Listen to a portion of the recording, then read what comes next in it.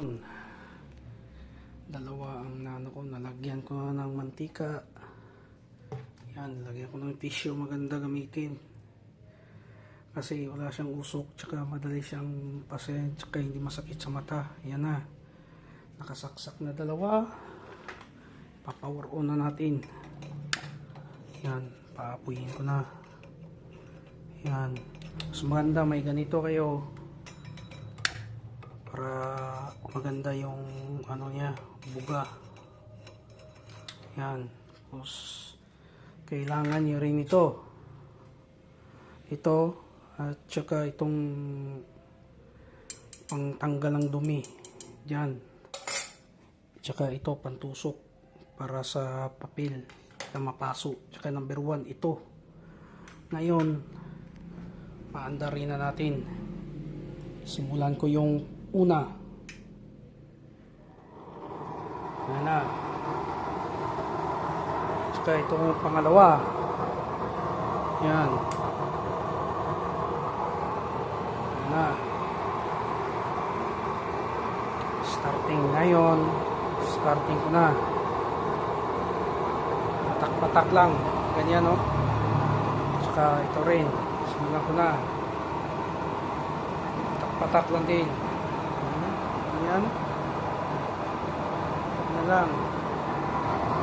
Tsaka yan lang din. Galing mo po yun. Kasi ano siya, mas unang nainit yung isa. Pero ito kulang pa to sa anis. Tignan natin ang anis. Yan. Tapos dito na. Minute na yan. Wala na. Starting point na. Ganda lang ako yun. Lakas.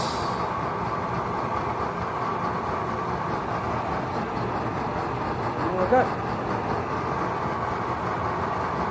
Malakas yung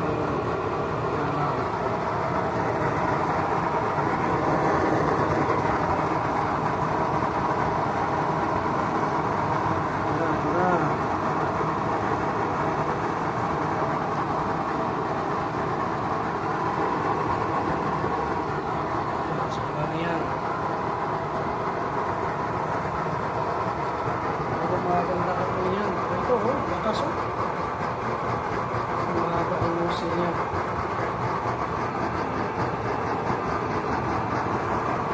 Paitan ko rin ito ng musil. Haba niya po ito. Pero mamaya, lakas yan. Tignan mo. Napakaganda ng dalawa. Yan ang breeder. Normal yan, uusok. Kasi anti-overflow yan, hindi papasok doon sa butas ng air, hangin, nasa backfire. Kaya yan, dyan, tapos lagyan ka lang ng drainage, yung mantika na tutulo dyan, pwede mo ibalik yan. Yan na, okay na. Napakalakas, ganda ng apoy.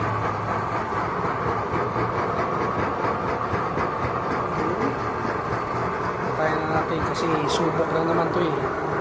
Patayin niyan, ubusin na yung ayos na ayos. Napakaganda ng mga apoy. Yan o. Lata ka pa ng pirasong dito. Walang problema. Yan lang. All folks. Thank you.